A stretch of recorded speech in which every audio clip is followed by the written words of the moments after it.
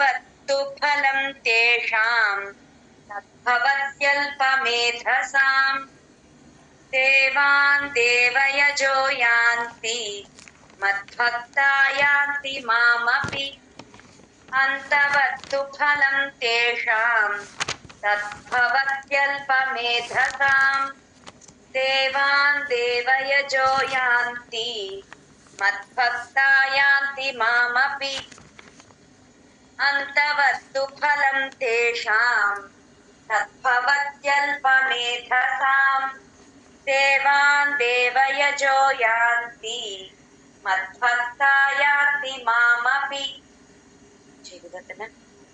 24th శ్లోక 24వ శ్లోకం. ఇది ఈ వీక్ లో ఇదే లాస్ట్ శ్లోక. ఇక్కడ చూడండి, ఇక్కడ వా కింద యావత్తులు 3 చోట్ల వస్తాయి. అవి కరెక్ట్ గా పలకాలి, జాయిన్ చేసుకోవాలన్నమాట ముందు అక్షరాలు. అవ్యక్తం వ్యక్తిమాపన్నం, అవ్యక్తం అవ్యక్తం అనేస్తారు, అవ్యక్తం కాదు అవ్యక్తం. ఆకి వాని జాయిన్ చేసి అవ్ అన్నప్పుడు మీ పైన టీత్ కింద లిప్స్ మీదకి వస్తేనే ఆ అవ్ అనేది కరెక్ట్ గా స్ట్రెస్ కరెక్ట్ గా వినిపిస్తుంది. అవ్యక్తం అలా రావాలి. అలాగే వ్యక్తి, వ్యక్తి కూడా అంతే, వా కింద యావత్తు. వ్యక్తి మాపన్నం, వా కింద యావత్తు, కా కింద తావత్తు, రెండు వినిపించాలి. వ్యక్తి మాపన్నం, నా కింద నావత్తు. అవ్యక్తం వ్యక్తి మాపన్నం, అవ్యక్తం వ్యక్తిమాపన్నం, అవ్యక్తం వ్యక్తిమాపన్నం, అవ్యక్తం వ్యక్తిమాపన్నం. మీరు కరెక్ట్ గా చెప్పారమ్మా. వేరే వాళ్ళు ఏం చేస్తారంటే వా తీసుకో, వాకి పొల్లు పెడతాం. ఇక్కడ అందరూ ఔకారం పెట్టేస్తారు చాలా మంది. అవు అలా అలా అనకూడదు. అవ్వ అంతే, వాకి పొల్లు అంతే, ఔకారం లేదు ఇక్కడ. ఒకసారి అందరూ గమనించుకోండి. ఇది మాత్రం ఆ వా కింద యావత్తు ఎప్పుడు వచ్చినా అవ్వ అనే చెప్పాలి.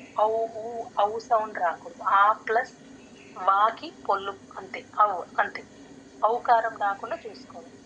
మన్యంతే మామ బుద్ధయః, మన్యంతే నా కింద యావత్తు, మన్యంతే మామ బుద్ధయః. భూకి దాన్ని జాయిన్ చేయాలి, దా కింద డావత్తు, మహాప్రాణం రెండు ఉన్నాయి, గమనించండి.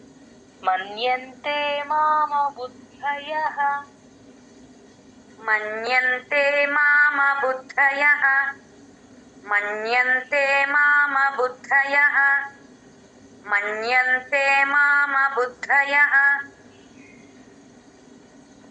పరం భావమజానంతః, పరం భావ, భాకి మహాప్రాణం ఉంది ఇందులో, గమనించండి. పరం భావమజానంతః, పరం భావమజానంతః, పరం భావమజానంతః, పరం భావమజానంతః. మమావ్యయమనుత్తమం, మమావ్, మాకి వాని జాయిన్ చేయాలి. ఇక్కడ కూడా అంతే, వాకి పొల్లే పెడతాం, ఔకారం అస్సలు రాకూడదు. మమావ్యయ అలా రావాలి. మమావ్యయ అనకుండా మమావ్యయ మనుత్తమం. అక్కడ కూడా తా కింద తా వస్తుంది కాబట్టి మనుత్తమం, నువ్వుకి తాని జాయిన్ చేసి చెప్పాలి. మమావ్యయమనుత్తమం, మమావ్యయమనుత్తమం, మమావ్యయమనుత్తమం, మమావ్యయమనుత్తమం. అవ్యక్తం వ్యక్తిమాపన్నం, మన్యంతే మామ బుద్ధయః. అవ్యక్తం వ్యక్తిమాపన్నం, మన్యంతే మామ బుద్ధయః. అవ్యక్తం వ్యక్తిమాపన్నం, మన్యంతే మామ బుద్ధయః. అవ్యక్తం వ్యక్తిమాపన్నం, మన్యంతే మామ బుద్ధయః. పరం భావమజానంతః,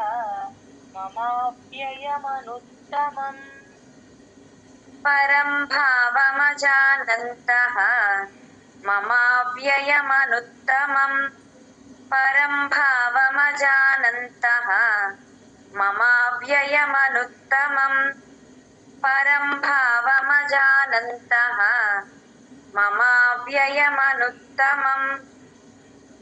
అవ్యక్తం వ్యక్తిమాపన్నం మన్యంతే మామబుద్ధయః పరం భావమజానంతః మమావ్యయమనుత్తమం అవ్యక్తం వ్యక్తిమాపన్నం మన్యంతే మామబుద్ధయః పరం భావమజానంతః మమావ్యయమనుత్తమం